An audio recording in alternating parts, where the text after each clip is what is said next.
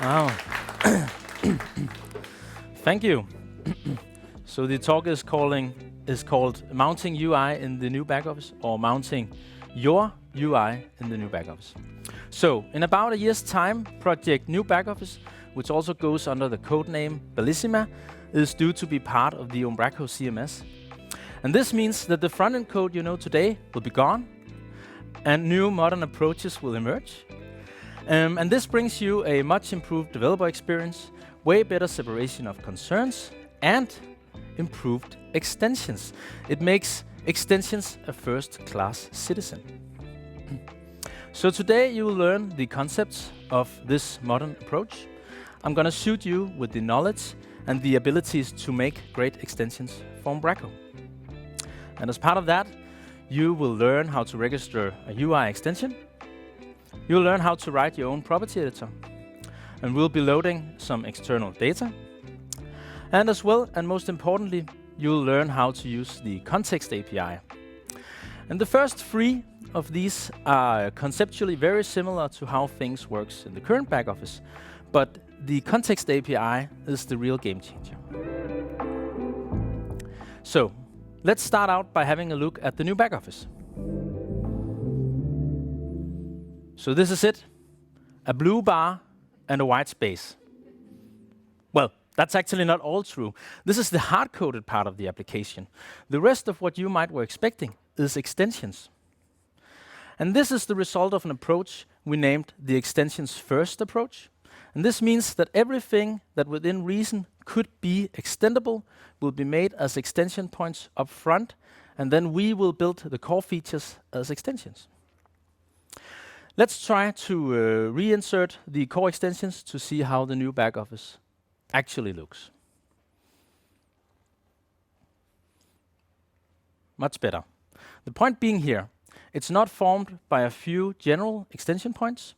Nearly each individual thing on the screen is an extension point on their own. And the fact that all of these things are extensions on their own, does mean a lot to your abilities to extend and customize the backoffice. For starters, it means that there are way more extension points than before. And your extensions have the same capabilities as the core features. But it actually goes even further than that. You are no longer limited by what is made available for extensions, as we are now bringing you an architecture that is made for extensions, giving extensions the full power. It also means that you can replace any core feature. Or you can choose to remove things if you like to clean up your customer project. So let's try looking at how to register a UI extension. For that, we have something called the extension registry. And the extension registry can be manipulated at any time. This means we can easily append or remove extensions at runtime. If you like to declare a new extension, it's done by giving it an extension manifest. Such manifest is a JavaScript or JSON object, depending on where you're declaring this. Common for all the extensions is that we have to define their type. This declares the purpose of the extension. And technically, it determines where the extension will hook into the system, and as well what data we are requiring for this. To give you an idea about how this works in practice, I'm going to append an extension at runtime. And the extension registry is available for everyone. And here I'm just going to grab a reference to it via DevTools. That's not how you want to do it at home. But here I'm getting the reference to the extension registry. And then I can call the register method. And this takes a UI extension manifest. In this case, I want to write a header app extension. And these are the things appearing in the top right corner next to the global search and your user profile. Then I have to give it a unique alias.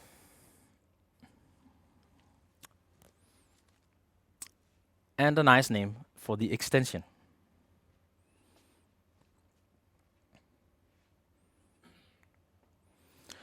And then I'm going to base this extension off a predefined element called button. And this requires a bit of metadata. I'm going to give it a nice icon.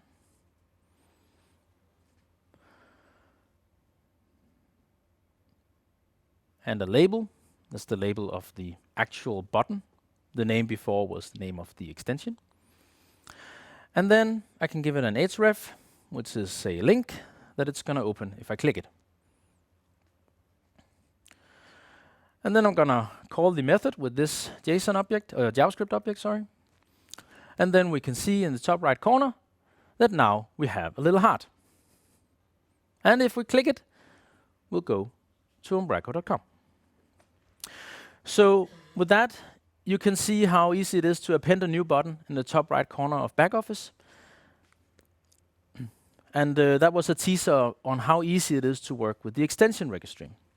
And before I move on, I would like to mention that everything you'll see today will also be available in the documentation. So don't worry about remembering the details, because that's not the point of the talk. The talk is here to introduce you to the concepts and leave you with a holistic impression of how it all comes together. I will also be writing code with TypeScript and lit without further descriptions. But again, don't worry if you're not comfortable, because this is also part of the documentation.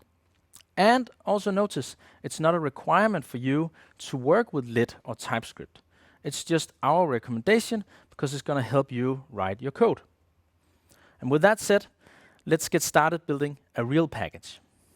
But before we're able to write an extension manifest as we did before in DevTools, then we need to do a bit of preparation. So I'll quickly show you how to get to the same setup as I'll be working from today. First, we need to get the preview version of Umbraco. Then we need to install it. And then we need to do our package build setup. I'm going to follow the documentation. And in here, there's a step-by-step guide on how you can get latest Umbraco templates and install the new Backoffice. So I'm adding template source, installing latest template, newing up a new Umbraco site, similar to what you know today, giving it a good name, and then we're going to run it. And once it's ready to start up, we should see the installation screen. And this installation is similar to what you know today.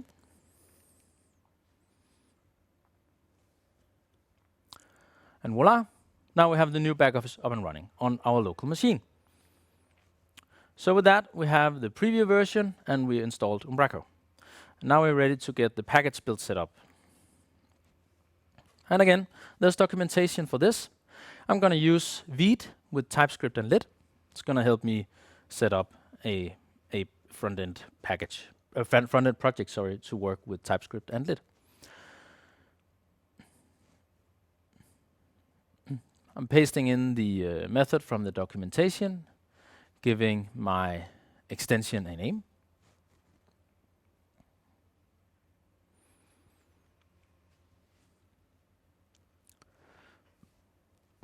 We're going to run npm install to install the dependencies. And then we're going to add Umbraco Backoffice as a dependency. And that's going to give me the ability to get some dependencies through Backoffice and as well get the TypeScript types of Backoffice.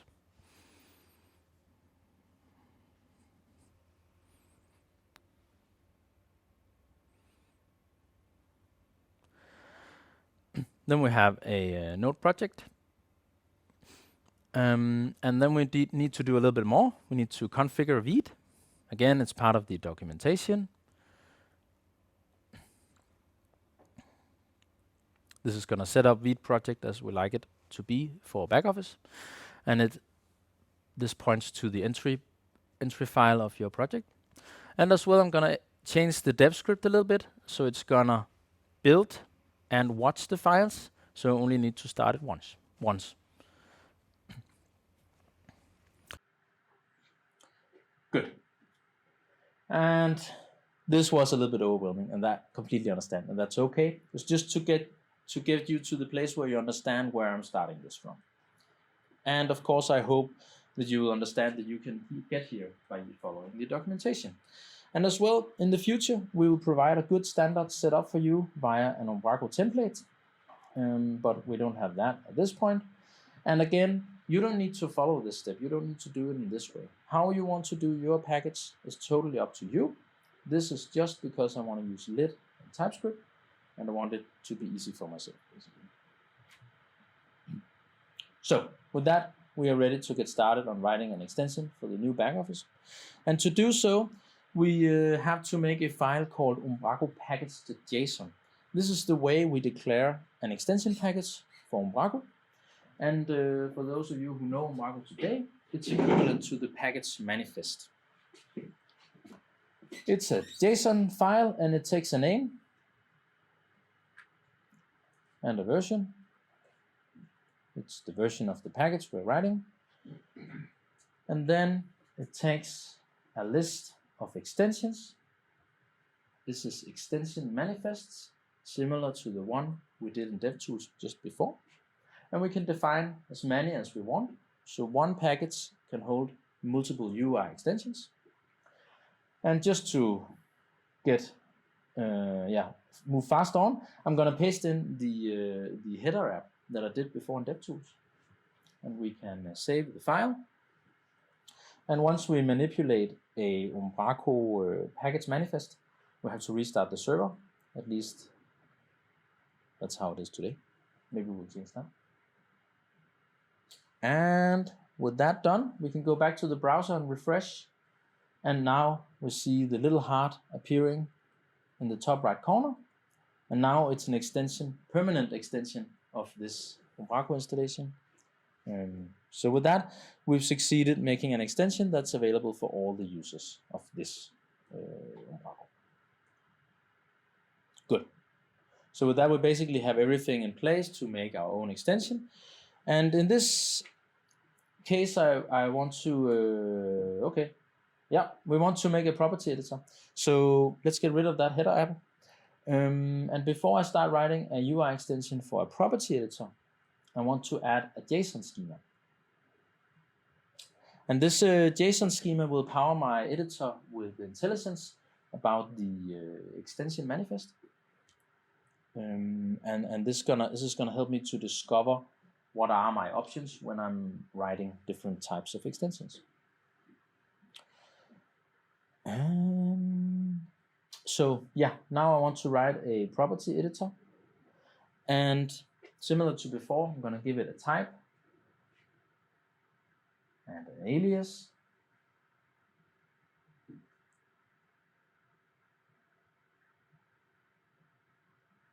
And as well a name. And again, the name here is the name of the extension, not necessarily something that's displayed in the UI.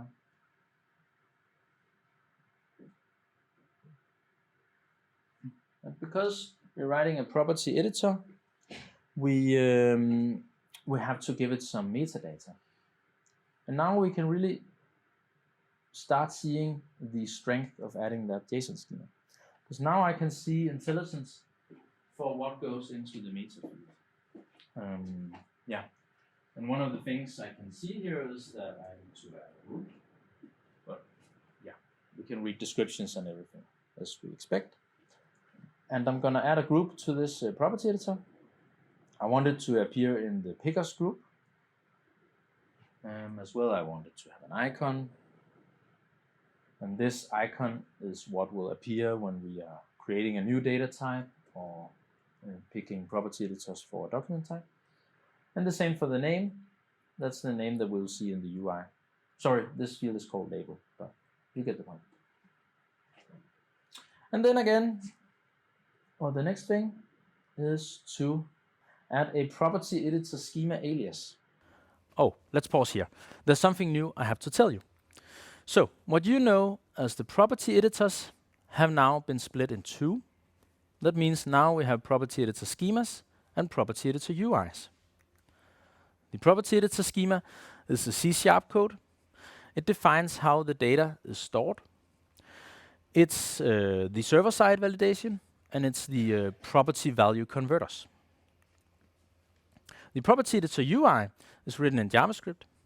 It defines the user interface for our property editor. You could previously see that as the property editor view. It's a web component, and it defines the editing experience of this property editor. Because we split them up, we now need to declare the property editor schema for a property editor UI, and that enables us to have multiple property editor UIs for one schema. And that means that you can now make a new fancy editing experience without touching C# code. And if you're already wondering, how do I make a property editor schema? There's a lot of new things to learn today.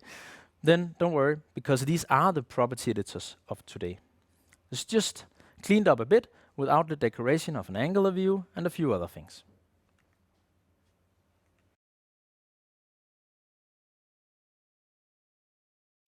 So with that established, we are now ready to declare the property editor schema that we like to use for this property editor. And if we were going to write a property editor that was picking other content items, we could use the Umbraco content picker. But in this case, I'm looking to store a string ID, so we could use the text box. But the text box comes with the ability to cut off characters. You can set a maximum of characters that it takes. And that could potentially ruin the ID. So luckily, we come with a new property editor schema called string, which enables us to store a string without any user settings affecting it. With that, let's try to see it in action. So I'm going to go to New Backoffice, create a new document type.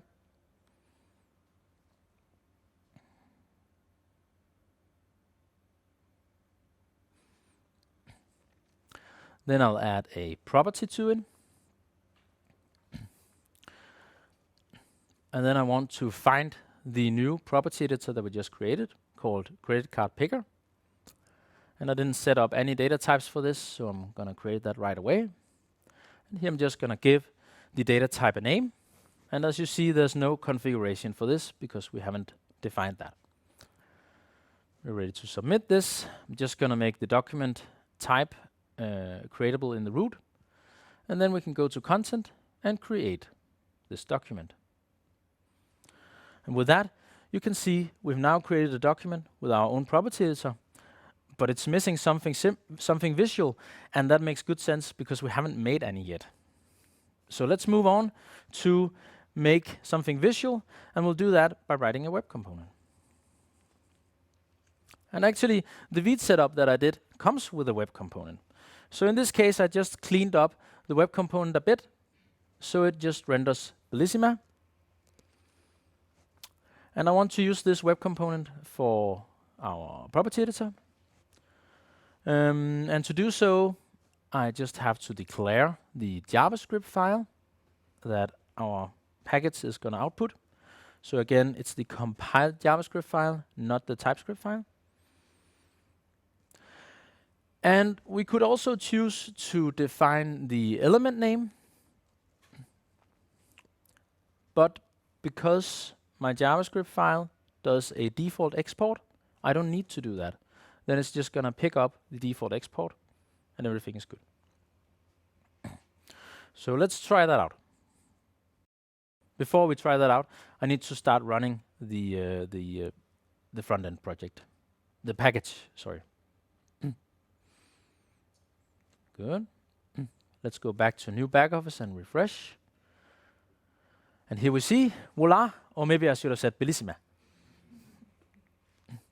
So with this established, we're now ready to write the right UI for this property editor. And my vision for this is to represent a few credit cards next to each other, and then the user should have the ability to pick one of them. And I could do that by adding more HTML to this web component, but I would find that cluttering, and it would complicate the purpose of what this web component does. So instead, I want to make another web component, and I want to use that web component for each of the credit cards. I'll do so by copying the code of this element, make a new file,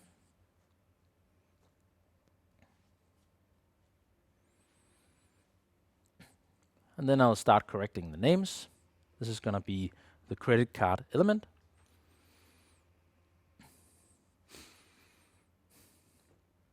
And I don't want to use lit element directly for this card. I want to use the card element of UI library for this one. So I'm going to import the UI card element from the UI library through the Backoffice. So I'm not including UI library myself. I'm just borrowing a reference to the UI library through the Backoffice. And then I can extend the UI card element. And when I'm doing that, I can configure the UI card element in the constructor method.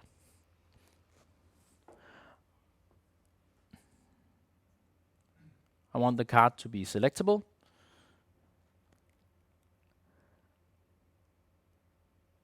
And I don't want the user to be able to deselect it again.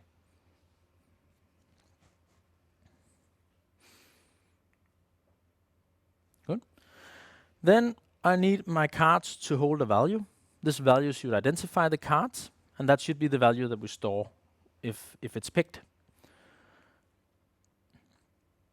And I'm also gonna add a name property, and this is the name that will be displayed on the card. And I'm just gonna add that to the render method using H5 and add some styling so it looks a little bit nicer. Then let's implement the new element in our property editor. I'm copying the name of the element and inserting it in the template. I'm just going to give it a name. And then for this credit card web component to be registered, someone needs to import it, because otherwise the browser won't pick it up. And that's done just like this. Okay, let's have a break and verify that this works. Back to Backoffice, refresh. So now we see a card saying hello card, and we can click on it and it gets selected. Before we move on adding more of these cards, I want to implement the interface for a property editor UI element, extension element. And this will help me understand what I need to implement to make this type of extension.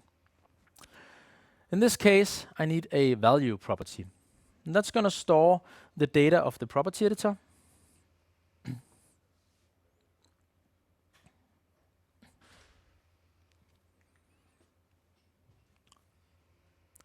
Then I'll implement another credit card, so we have some options to pick between.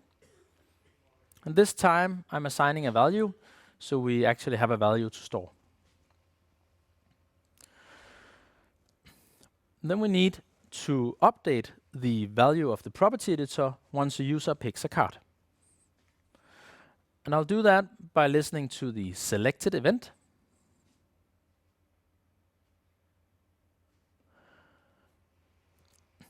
And for the listening, I'll use a private method as the event listener. And I'm going to call it onCardSelected.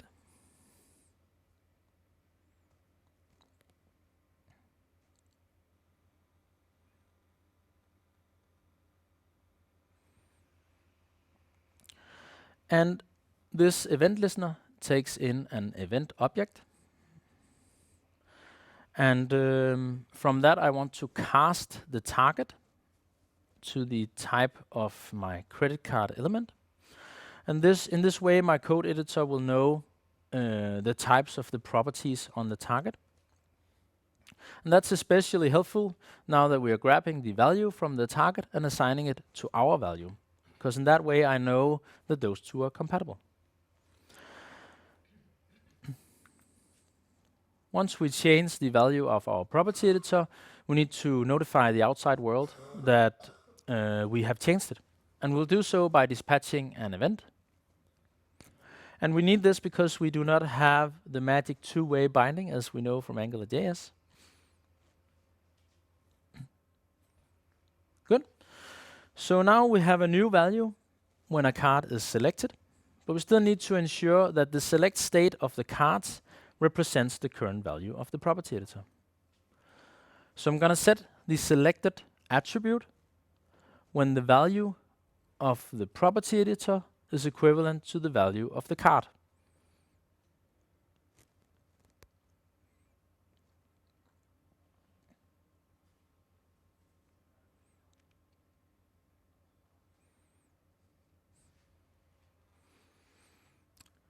Good.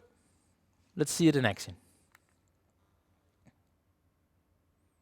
So now I can click a card and we see it selected. And when I select the other one, the previous one gets deselected, telling me that this is reflected through the property editor. I can also save the document and go back and see that the value was persisted. So in this way, we've actually made a fully working property editor. But in this case, I'm actually not satisfied yet. I want the credit cards to come from an external source. So in this chapter, you'll learn how to load external data. And in this case, I'll use a JSON file as a stand-in for an external service. But you could imagine any other external services taking its place. I'm going to make the JSON file and paste in some JSON that I prepared beforehand. And this holds a list of available cards. And each of these cards has a name and a value that we'll implement. Let's go back to the property editor. And here I'll make a property to hold all the cards that we have available.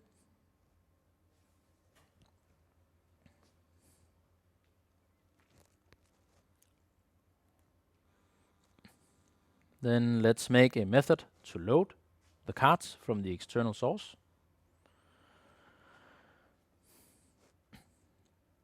And for this, I'll use a native fetch method. This method is asynchronous, so we have to wait for the loading.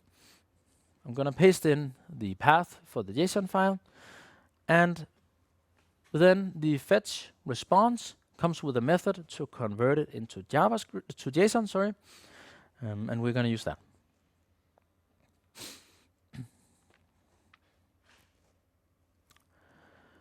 And with that, we can now get the available cards array from the JSON file and store it in the all cards property. And with that, we just need to call this method to load the cards.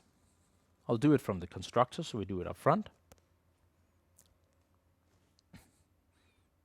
And once that's done, we have the cards from the JSON file available in our all cards property. And with that, we now just need to get rid of the hard-coded cards. I'm going to use a method from lit called repeat. That takes an array of entries. And then I need to identify what makes each entry unique. In this case, I'm going to use the value. And then I'm going to give it a render method. And for this, I'm going to borrow the HTML from before. So I'll just cut that, put it up, get rid of one of the cards, add some line breaks so it's easier to read. And then the next thing is to start implementing the data for that entry in the template. Here I'm inserting the name of the card, the value of a card, and I'm also going to use the value in the conditional for the selected. And with that, we now loop over all the cards. We identify each of the entries by the value, and we render this template for each entry of the array. And you might have spotted that TypeScript is complaining about the all cards property. And that's because there's a short period while the cards are being loaded where the all cards are undefined. So I'm going to wrap this in a conditional and then render an empty string while it's loading. But you could put in a loading state right down here if you want to.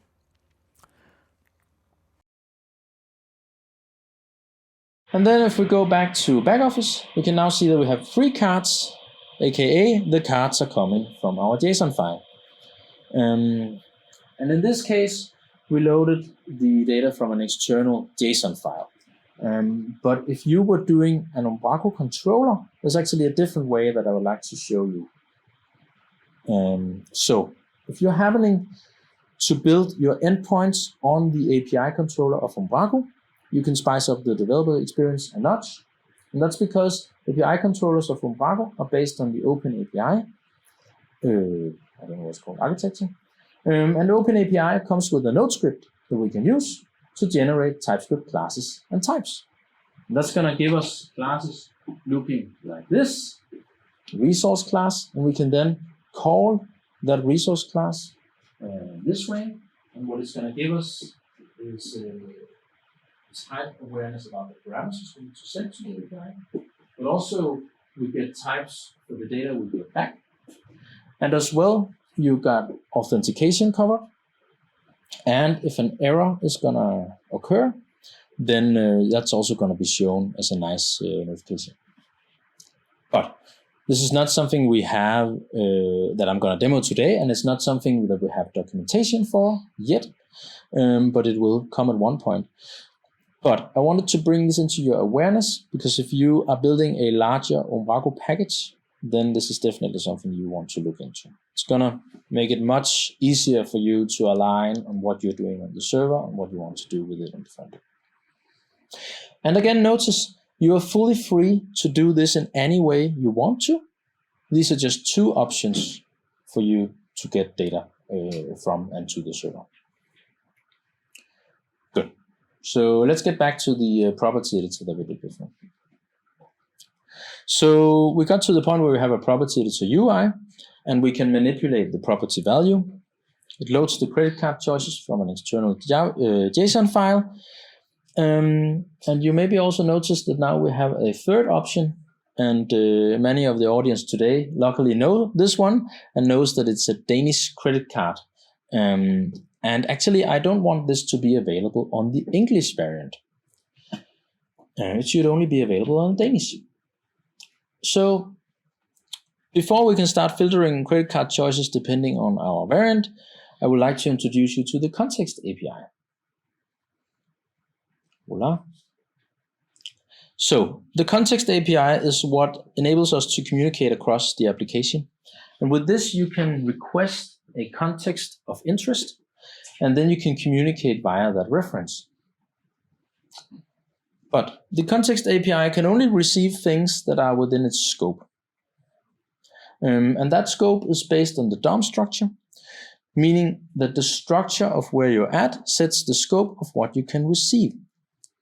A context request is done upward, meaning that you can only receive things that are provided via ascending elements. That's like a parent element or the parent of a parent element and so forth. In this case, our origin is a property editor. So let's have a look at what contexts are available for such. A property editor takes part of a property, and the property provides a property context. And with this context, you can get access to things like the name or the alias of the property. And there's one property context for each property. So that means that you'll receive the property context that is specific to your location. In other words, the property name will differ depending on which of the properties your code is running from. If we zoom out a bit more, we get to a context called the variant context. And this holds many things, but most importantly, it holds a name, and it also holds a culture. And that's the one we'll be needing in a bit. And all properties within this variant context will get the same variant context, meaning that if they're looking for the name, they'll all get the same name. But if we had a document with multiple variants, then depending on which variant you're on, you'll get a different name. If we zoom out even more, we'll get to the workspace context. And the workspace is the foundation of an editing session in the new Backoffice. This is what holds the data of the entity that you are working with. That could be a document or a blog or a member. And via the context, you can receive things like the entity type, the ID of the entity, or several other things that are relevant to that type of entity. And if we zoom even further out, we can get to contexts like notification context, modal context, section context, and many, many more. So this was a little teaser on what you can do, how the context API works, and what you can receive with it. But there's actually much more out there for you to utilize, because there is a context for everything in the new Backoffice. And this is because this is the way that you and we will be communicating across the application. And this is what is going to give your extensions the same abilities as the core features. So depending on the element that you are executing your code from, determines what contexts you can receive and what values you get from those contexts. So looking back at our property editor, we are now ready to consume a context. And to be able to do so, we have to add a little bit more functionality to our web component. We have to turn it into an Umbraco element. And an Umbraco element is going to give us several useful features within Backoffice, and one of those is the ability to consume a context. We can do so by wrapping our web component in this method called Umbraco element mixin, and that's going to append a few methods to the class itself. And one of these is the consume context method. The consume context method takes a context token and then we have to declare a callback method. And the first argument to the callback method is a reference to the context class that fits with the context token. So if this context type is available in our scope, the callback method will be called, and we now have a reference to the context. That's all you need to consume a context. So back at our property editor, we wanted to get the... Let me just show you another thing. Because we're using context tokens, we actually have a typed context. So the context that we get back, we can easily see what is available on this context. That's pretty useful.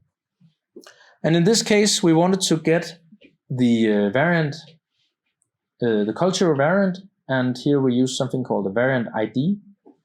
That's the one we want to get. And the variant ID is something we use in Umbraco to identify a variant. It holds the culture, but potentially also segments and other things. I want to store the variant ID in a property on the property editor. And then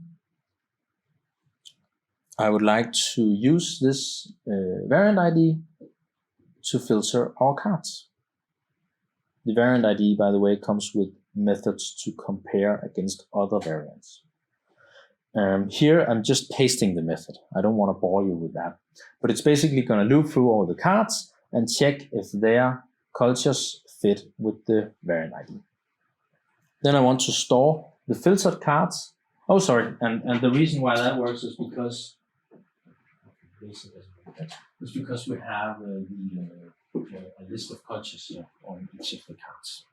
That's the JSON we wrote tonight. So we want to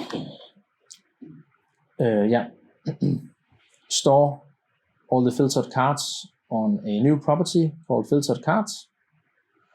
And then we want to use the filtered cards in our render method. Instead of all cards, we're just using the filtered ones.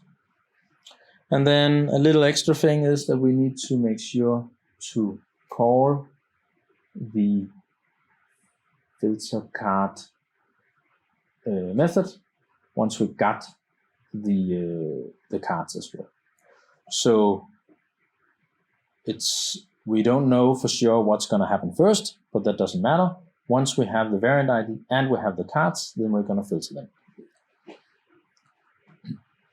So with that, we now have a variant ID that we're storing on a property, and then we're filtering the credit cards depending on the cultures of the card, how that matches with the variant ID, and then we're going to render out the filtered cards only.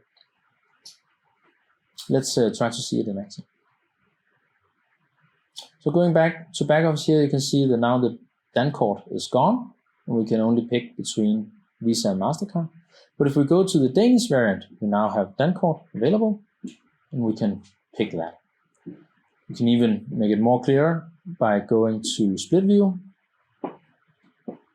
And here you can see the Danish variant on the left and the English variant on the right. Cool. Just as I expected. So with that, we have utilized the context API, and we got a variant ID from the local variant context.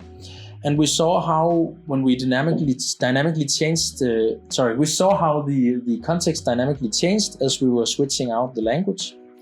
And we used the variant ID to filter some JSON data that we loaded. And these choices from JSON was made visible through the credit cards, and editors could pick these and eventually take part of a document that got saved and published and available to anyone. So with that, yeah, we've done a full editing experience. So the next step is actually for you to take part. You can find the repository here. This is where we're building Bellissima. And you can contribute by raising issues. That is actually really helpful. But we're also open for code contributions. I guess there's a reason why you're here. And we have some up for grabs issues as well. So I really hope that you will take the time to explore the new abilities with the Backoffice. And please let us know how it goes as well. There's also a link to the documentation. And there's a ton of good information in there already. Most of what you saw me doing here today is actually documented in here. And that is also going to evolve as the project moves on. And as well, if you're having trouble with coding your own package, then there's a Discord channel where there's a group for package development. Please reach out there, and we will also be there to answer questions. And as well, my name is Niels Lyngsø, and I'm very keen to hear about your experience with the new Backoffice. And if you like more insights, you can also follow me in one of these channels. Thank you for listening. Bye.